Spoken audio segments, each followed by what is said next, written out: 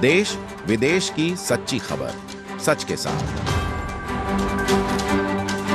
आप देख रहे हैं National India News. North Bengal के सिलीगुड़ी शहर पर फिर से मां की हत्या। एक लड़के ने की। संपत्ति को लेकर यह हत्या की गई है। सिलीगुड़ी के नगर निगम के अंतर्गत वार्ड 21 के दुर्गादास कॉलोनी की यह घटना है। बताया गया कि मंजू महंत मृतक मां के नाम, जो 65 साल का है। लड़के का नाम श्री कृष्ण महंत, लगभग 25 साल उम्र है। बताया कि घर की बिक्री की गड़बड़ी। फिर दोपहर को लड़के ने अपनी मां को गर्दन में फंदा लगाकर मार डाला और घटना की खबर प्राप्त करने के बाद स्थानीय लोगों ने पुलिस को सूचित किया। पुलिस मौके पर पहुंची और श्री कृष्ण महंत को गिरफ्तार कर लिया। समाचार प्राप्त करने पर वार्ड काउंसलर अभय बसु घटनास्थल पर पहुंचे।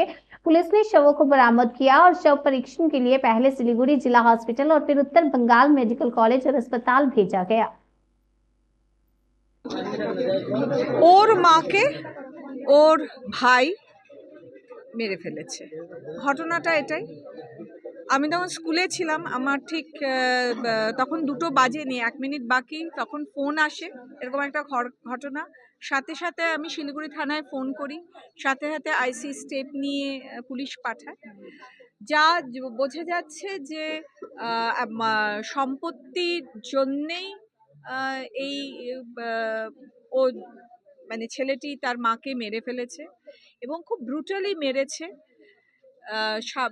যারা দেখেছে, প্রত্যক্ষদর্শীরা যারা বডিটা পরে দেখেছে, তারা একদম পুরো মুখ ফাটানো ছিল, রক্তাক্ত ছিল এবং গলায় এইখানে যে রশি, এরকমই একটা সরু প্লাস্টিকের রশি বা ইসের রশি দিয়ে গলা টেনে ফাঁস দিয়ে খুব মানে হিংস্রভাবে মেরেছে, বিভৎসভাবে মাকে মেরেছে। ইমাজিন করা যায় না এখন এই ছেলেটি এরকম একটা অবস্থা। সম্পত্তি নেই। মার কাছে থেকে বলছিল বাড়িটা বিক্রি করে দেবে যেই ভাই, কিন্তু বোন কিছুতেই সিগনেচার করছিল না। বোন আজকেই এসছে, ওর অপারেশন হয়েছিল, অনেকদিনও আসতে পারেনি মাকে দেখার জন্য। আজকে ও এসে মার সাথে দেখা করতে এসছে।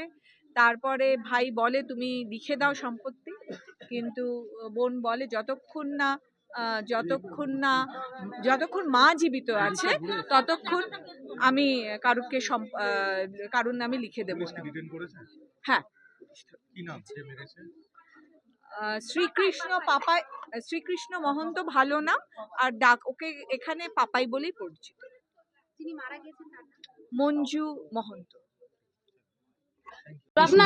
রত্ন বইসে বর্মন আমি। আচ্ছা, কি হয়েছে? এমনি কিছু হয় না, আমি তো জানি না কিছু। বাড়িতে ভাইয়ের কাছে থাকতো আর কি। আমার মায়ের সাথে একটা আসতে হইতো, দেখতে হইতো, দেখতাম খাওয়াটা যতটুকু পারতাম দিতাম। তারপর 3 মাস ধরে আমি আসতে পারি না। আমি অপারেশন হচ্ছে তো, দৌড়াইতে পারতেছি না, তাই 3টা মাস আসি নাই। ওই আজকে একটু আসলাম দেখতে। আসি দেখি ভাইয়ের বউ নাই, ভাই ছিল বাড়িতে। ডাকলাম, তখন আমার মা দেখি বাইরের থেকে গেটটা বন্ধ। ভাবলাম যে ভাই আছে, দেখি না, গেট খোলার পর দেখি ভাই নাই। তো মা দেখি বসে আছেন। মা কি করো? মা তো চিনতে পারে না। বললাম আমি রত্না, এটুকুই বললাম। তারপরে বের হয়ে আসলাম। বের হয়ে আসার পর আমার যে ভাই দারু খায়, ওই ভাইটাই আসলো। বলে যে তুই বাড়িটা বিক্রি করে দেবো। দিদি বলছে কেন বাড়ি বিক্রি করবি? পাগল ভাইটা মাটা কে দেখবে, আর কোথায় রাখবি? এখানেই থাক, অন্তত বাড়ি টাড়ি বিক্রি করলে বাড়ি করতে পারবি না, থাক কষ্ট করে। এইটুকুই বলা হচ্ছে। ওই তারপরে বললো কি না আমি বিক্রি করে দিব, তুই সই দিয়ে যা। আমি বললাম না আমি বিক্রি করতে দিব না। তাহলে তুই এক কাজ কর, তোর অসুবিধা হলে চলে যা, মা এখানে থাক, হবে দেখা তোকে। এইটুকুই। তারপর আমি চলে গেলাম, আর কিচ্ছু জানি না। হবে 8টা 8:30 দিকে সকালে। তারপর আর চলে গেছেন বাড়িতে। আমাদের বাড়িতে হাঁটিয়ে খবর পেয়ে এসেছেন? আমি এখন খবর পেয়ে এসেছি। আমি তো এসে দেখি নাই। আপনার মায়ের নাম কি? মঞ্জু মহন্ত। বয়স কত হবে? 61 তো হবেই। কি শুনলেন? এসে কি শুনলেন? ওই এসে এরকমই শুনলাম যে আমার ভাই মাকে মেরে ফেলছে। দেখতে পেয়েছেন? না, এসে কি দেখতে পাইনি। সব চিৎকার চিৎকি শুনে আমি আসলাম। আইসে দেখি লোক বউটা পড়ে আছে, পুরা গলার মধ্যে দড়ি দিয়ে বেঁধে পুরা গলাটা ফুলে গেছে, নাক দিয়ে মুখ দিয়ে রক্ত বাড়াইছে, এগুলা পুরা ঘুষাইছে মাইরে। তার ও ভাগতে নিচ্ছে, ওই উপরে জাংলা দিয়ে ওকে সবাই ওদিকে লোক মায়ের তারপর নিচে নামাইছে, তারপরে পুলিশকে খবর দেওয়া হয়েছে, পুলিশ আসছে ওই জন্য নিয়ে গেল। না আগে অশান্তি করতো না, আগে দলিলটা নিয়ে ও জায়গাটা বন্দুক লাগাবে বিক্রি করবে এগুলা নিয়ে থাকতো।